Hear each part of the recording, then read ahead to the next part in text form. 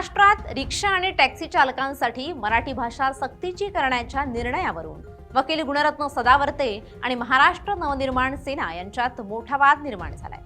हा वाद प्रामुख्याने मीरा भाईंदर परिसरात उफाळून आला, जिथे दोन्ही गटाचे कार्यकर्ते आमने सामने आले।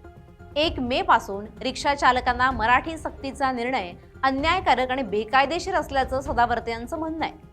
मराठी ही महाराष्ट्राची राजभाषा असल्यानं तिची सक्ती असायलाच हवी अशी भूमिका मनसेने घेतली आहे। त्यावरून भाईंदरमध्ये सदावर्ते रिक्षावाल्यांना भेटण्यासाठी आले असताना मनसे कार्यकर्त्यांनी त्यांच्या विरोधात जोरदार निदर्शनं केली आणि घोषणाबाजी सुद्धा केली। पण आपल्या हटके स्टाईलनं आंदोलन करण्यासाठी ओळखल्या जाणाऱ्या मनसेकडून सदावर्तेंना वेगळ्या पद्धतीनं टार्गेट करण्यात आलंय। मुंबईत सध्या सदावर्ते नाही तर सदा रडते असे बॅनर अनेक ठिकाणी पाहायला मिळत आहेत। काय आहे हा नेमका प्रकार, पाहुयात या व्हिडिओतून। नमस्कार, मी मृणाली पिळणकर। मुंबई आणि उपनगरांच्या राजकीय पटलावर पोस्टर आणि बॅनरबाजी हा काही नवीन प्रकार नाही।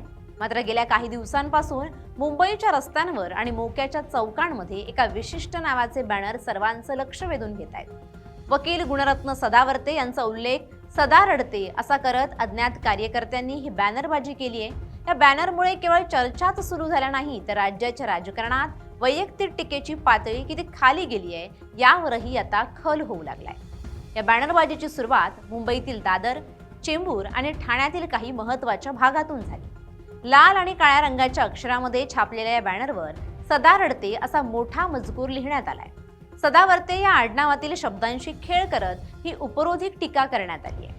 सदावर्ते यांनी गेल्या काही काळात एसटी कामगारांचं आंदोलन, मराठा आरक्षण आणि महायुती सरकारच्या समर्थनात घेतलेल्या भूमिकांमुळे ते सतत प्रसिद्धीच्या झोतात राहिले।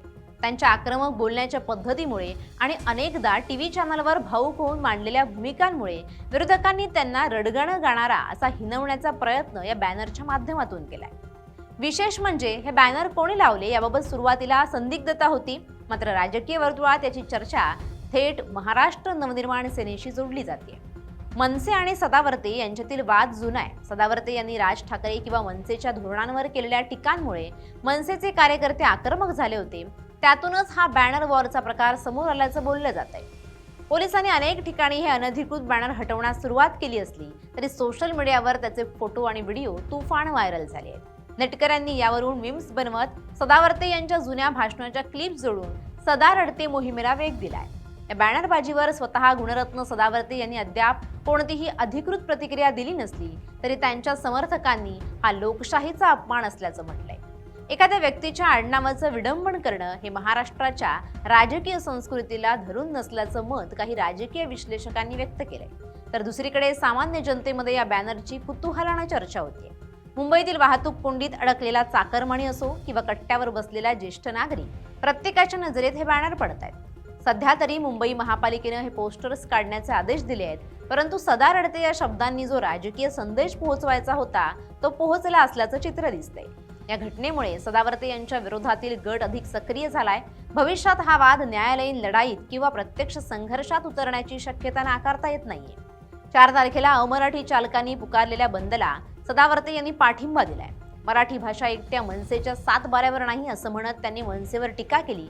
त्यांनी राज ठाकरे आणि अमित ठाकरे यांच्यावरही शाब्दिक हल्ले चढवले आहेत, तर अमित ठाकरे त्यांनी या निर्णयाचं समर्थन केलं असून मराठी भाषेचा अनादर करणाऱ्यांना रस्त्यावर उतरून धडा शिकवण्याचा इशारा दिलाय।